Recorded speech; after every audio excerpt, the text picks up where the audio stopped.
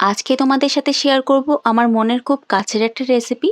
শুধু আমার নয়, বাঙালিদের প্রায় সবারই মনের কাছের একটা রেসিপি, ভেটকি মাছের পাতুরি।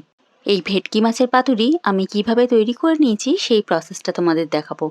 আর এই পাতুরি করার সময় মাছের পিসেসগুলো যাতে একদম সফট হয় আর ভেঙেও না যায় তার টিপসও শেয়ার করব। চলো তাহলে দেখে নেওয়া যাক। এই পাতুরি করার জন্য প্রথমেই আমি সর্ষে ভিজিয়ে রেখে দেবো। সর্ষেটা আধ ঘন্টার জন্য ভেজাতে হবে, এই জন্য সবার প্রথমে এই কাজটাই করেছি। 2 চামচের মতন কালো সর্ষে আর 2 চামচের মতন সাদা সর্ষে সামান্য জলের মধ্যে ভিজিয়ে রেখে দিয়েছি, যাতে পেস্ট করার সময় একদম মিহি পেস্ট হয়। তারপর আমি এখানে 5 পিসের মতন ভেটকি মাছের ফিলে নিয়ে নিয়েছি। এবার এর মধ্যে নুন আর লেবু মাখিয়ে রেখে দেবো। প্রায় 30 মিনিটের মতন রাখলেই হবে, তাহলে মাছটা মাছের পিসেসগুলো একদম সফট হবে। এদিকে পাতুরির যে মশলাটা সেটার জন্য আমি নিয়ে নিলাম সর্ষেটা, যেটা ভিজিয়ে রেখেছিলাম, সামান্য নারকেল কোরানো, আর তারপরে 1 চামচের মতন পোস্ত আর 2টো লঙ্কা দিয়ে একটা ফাইন পেস্ট তৈরি করে নিলাম। এখন যে পেস্টটা তৈরি করেছি সেটা একটা প্লেটের মধ্যে নিয়ে নিচ্ছি, আর তার মধ্যে দিচ্ছি সামান্য নুন, হলুদ, সামান্য চিনি, আর তারপরে ওপর থেকে দিয়ে দিলাম প্রায় 2 টেবিল চামচের মতন দই। সব মশলাগুলোকে খুব ভালো করে মাখিয়ে নিচ্ছি। এখন আমাদের মশলা রেডি। এখন যে মশলাটা রেডি করলাম তার মধ্যে আমি ভেটকি মাছগুলোকে দিয়ে দেবো আর খুব ভালো করে মাখিয়ে নেব। মশলাগুলো খুব ভালো করে মাখিয়ে নিতে হবে, আর তারপরে এই মশলার মধ্যে এই ভেটকি মাছগুলোকে রেখে দিতে হবে আরও 10 থেকে 15 মিনিটের জন্য।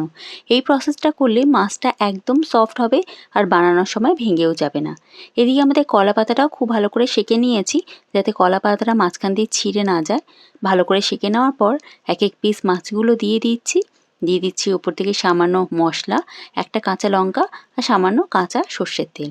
আর তারপরে মুখটাকে ঠিক এইভাবে বন্ধ করে নিতে হবে।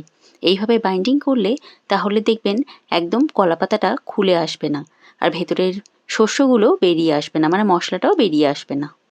এইবার এই পাতুরিগুলোকে রেডি করার জন্য আমি একটা তাওয়া গরম করে নিয়েছি, তার উপরে সামান্য সর্ষের তেল দিয়ে খুব ভালো করে অয়েল ব্রাশ করে নিয়েছি, আর তারপরে এই পাতুরিগুলোকে এক এক করে রেখে দিলাম। এখন 10 থেকে 15 মিনিটের জন্য আস্তে আঁচে আমাদের এপিট ওপিট করে খুব ভালো করে সেঁকে নিতে হবে, যাতে ভেতরে মাছটাও কাঁচা না থাকে আর মশলাটাও যেন কাঁচা কাঁচা ভাব না আসে। খুব ভালো করে সেঁকে নেওয়ার পর কলা পাতাটা ঠিক এই রকম রং হয়ে যাবে। ব্যাস, তাহলেই নামিয়ে পরিবেশন করে নিন গরম গরম ভাতের সাথে। এই গরম গরম পাতুরি খুব ভালো লাগে, আমার তো ভীষণ প্রিয়। অনুষ্ঠান বাড়িতে এই একটা রেসিপি দেখলে সত্যি মন খুব ভালো হয়ে যায়। আপনাদের কার কার আমার মতন এরকম পাতুরি খেতে খুব ভালো লাগে?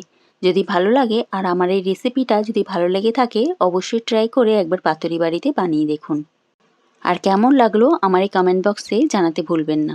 আর আমার এই ফেসবুক পেজটিকে ফলো করে দেবেন, যাতে এই রকম নতুন নতুন রেসিপি নিয়ে আপনাদের কাছে আসতে পারি।